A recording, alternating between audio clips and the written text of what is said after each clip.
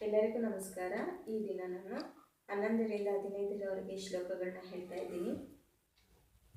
ಅಯನೇಷು ಚ ಸರ್ವೇಷು ಯಥಾ ಭಾಗಮವಸ್ಥಿತಾಃ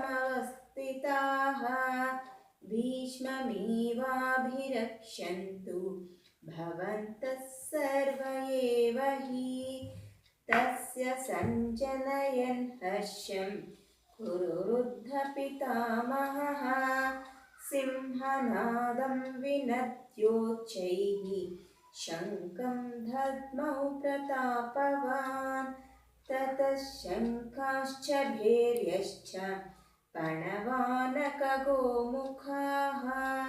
ಸಹಸ್ಯೈವಾಭ್ಯಹನ್ಯಂತ ಸಶಬ್ದಸ್ತು ಮುಲೋಭವತ್ ತತಃ ಶ್ವೇತೈರ್ಹೈರ್ಯುಕ್ತೆ